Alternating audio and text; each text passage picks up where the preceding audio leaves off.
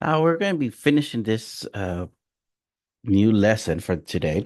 We're going to be looking at how to solve each discrete exponential growth or decay problem. Now, growth basically it's growing. Decay is basically it's going down. We're going to be able to solve this out. Now, there's a couple things. We're going to be looking at this as an exponential question. Now, here, the way we're going to see this exponential, we're going to see an initial value.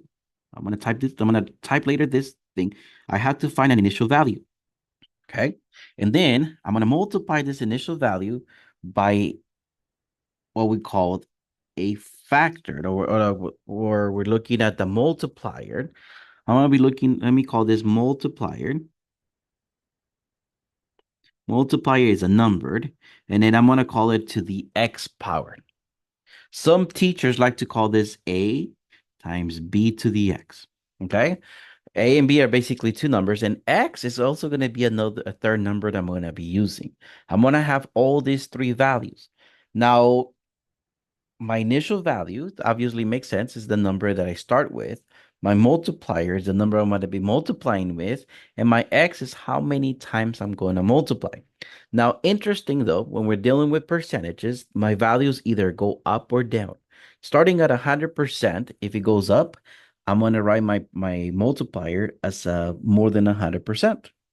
If it goes down, I'm going to write my multiplier as less than 100%. So let's take a look at here. Let me show you guys with an example instead. A new social media site is increasing its user base, increasing. So keyword in here, it's increasing. So we're talking about growth. It's getting bigger. It's increasing by approximately 6% per month. So remember, that goes up to my multiplier. And I said, if it is going up, I'm going to write my multiplier as a number bigger than 100%. If it goes down, I'm going to write my multiplier as a number less than 100%. In this case, it is 106%. How do we write 106% as a decimal? I'm going to write this as 1.06. No, I did two spaces, right? I found my multiplier, 106%. I write it as a decimal, 1.06. Remember, you just move the decimal two places to the left. Okay, if the site currently has 37,160 users, that's my initial value, 37,160. What will be the approximate user base be 6 months from now? Now that's six. That's my month, but that's my x. So this is to the six. So I'm gonna just multiply that out.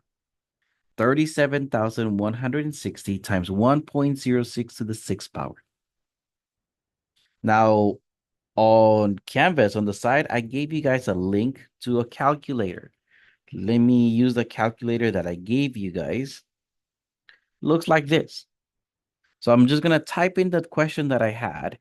Remembered it was 37,160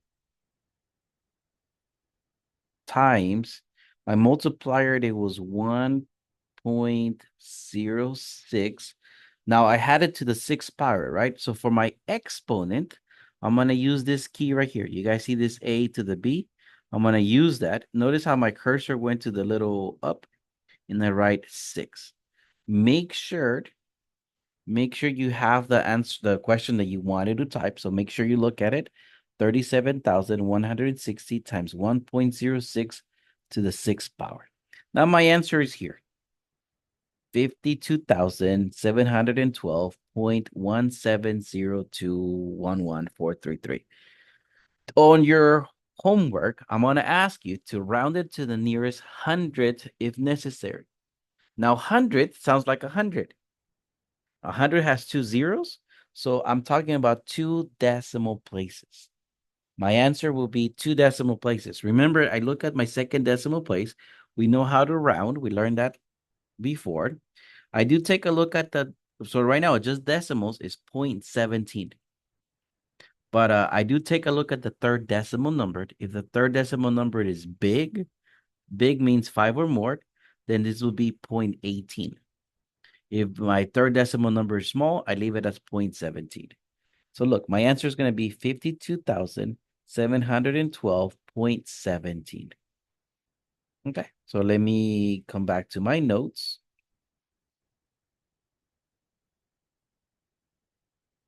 And I'm going to say my answer is 52,712.17. That's it. All I want you guys to do is remember, find your initial value, find your multiplier, and find how many times you're going to multiply your multiplier. So that's what we call exponential. Let's take a look at another practice.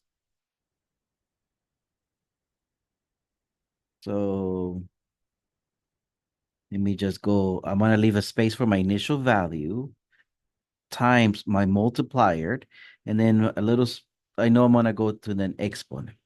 So for tax purposes, a car rental company assumes that each car in their fleet depreciates. Depreciates means it goes down. The price goes down by 5% per year. Okay. So that goes with my multiplier. It goes down. So it's going to be starting from 100%, take away 5%. So I know my multiplier is 95%. But how do you write 95% as a decimal?